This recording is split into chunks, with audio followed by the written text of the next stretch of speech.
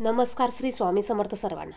तुमच्या सर्वांच्या सर्व चांगल्या इच्छा पूर्ण होत ही स्वामींचरणी प्रार्थना करते आणि आजच्या या सुंदर व्हिडिओला सुरुवात करते. आज श्रावणातला दुसरा श्रावणी सोमवार आहे आणि या श्रावणी सोमवारची शिवामूठ ही तीळ आहे. आपण सर्वांनी महादेवाची पूजा करून महादेवाच्या शिवलिंगावर शिवामूठ तीळ अर्पण करायचे आहे.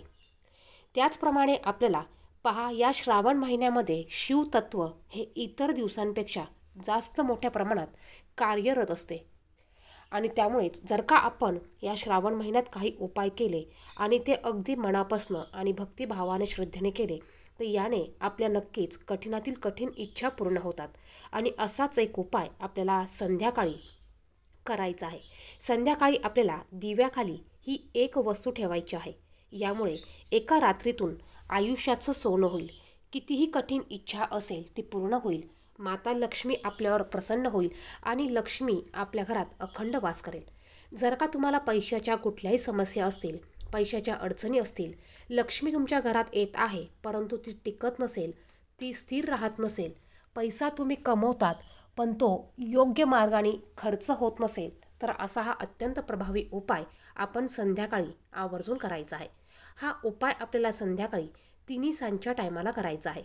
जो लक्ष्मी येण्याचा वेळ असतो, दिवाबत्तीचा वेळ असतो, त्या वेळेमध्ये आपल्याला हा उपाय करायचा आहे. आता संध्याकाळी 6 वाजेनंतर 9 वाजेपर्यंत तुम्ही हा उपाय करू शकतात. ह्या उपायासाठी तुम्हाला एक दिवा घ्यायचा आहे. मग तुम्ही तो कोणत्याही धातूचा घ्या, मातीची पंती घ्या, पितळेचा घ्या, निरंजन घ्या, स्टीलचा घ्या, कुठलाही एक दिवा तुम्हाला घ्यायचा आहे.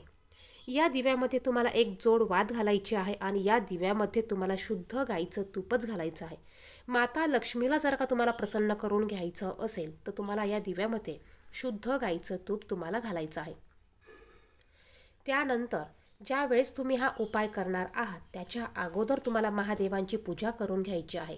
देवघरामध्ये दिवा, धूप, दीप तुम्हाला प्रज्वलित करून घ्यायचा आहे आणि त्यानंतर हा दुसरा दिवा तुम्हाला घ्यायचा आहे. तुम्हाला या सर्व वस्तू घेतल्यानंतर एक डिश तुम्हाला घ्यायची आहे. त्या डिशेमध्ये तुम्हाला हळदी कुंकू ओलं करून एक स्वस्तिक काढायचं आहे आणि यावर तुम्हाला हळदी कुंकू लावून घ्यायचं आहे. त्यावर तुम्हाला एक मूठभर पांढरे तीळ ठेवायचे आहे. या तिळावर तुम्हाला हा दिवा प्रज्वलित करायचा आहे. हा दिवा तुम्हाला ह्या प्लेटमध्ये हळदी कुंकवाने स्वस्तिक काढून त्यावर मूठभर पांढरे तीळ ठेवायचे आहे. त्यावर तुम्हाला हा दिवा ठेवायचा आहे आणि ह्या दिव्यामध्ये तुम्हाला पांढरे तीळ घालायचे आहे. तर बघा, असा हा दिवा तयार करायचा आहे आणि यामध्ये तुम्हाला काळे तीळ घालायचे नाही, कारण काळे तीळ आपण पितृदोषासाठी किंवा पितरांना तृप्त करण्यासाठी, पितरांच्या सेवेसाठी वापरत असतो. आपल्याला लक्ष्मी प्राप्तीसाठी उपाय करायचा असेल तर आपल्याला पांढरे तीळ हेच घ्यायचे आहे. दिव्यामध्ये थोडेसे पांढरे तीळ टाकायचे आहे.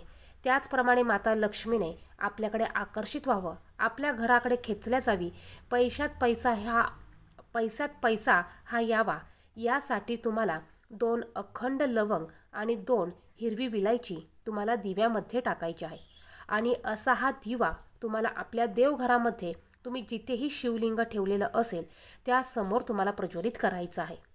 जर का तुम्ही वेगळी पूजा मांडलेली असेल तर तुम्हाला त्या ठिकाणी हा दिवा शिवलिंगासमोर तुम्हाला ठेवायचा आहे.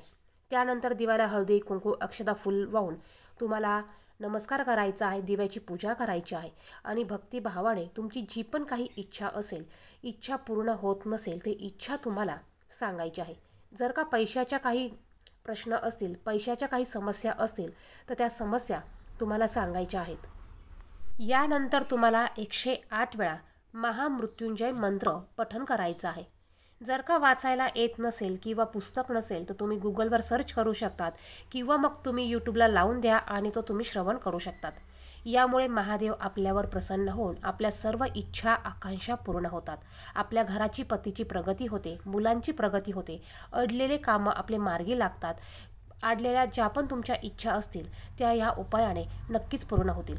आता हा दिवा रात्रभर असाच असू द्यायचा आहे.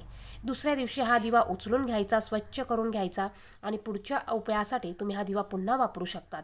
त्यानंतर जे हे तीळ आहेत, हे तीळ तुम्ही पक्ष्यांना किंवा तुम्ही गाईला खायला घालू शकतात.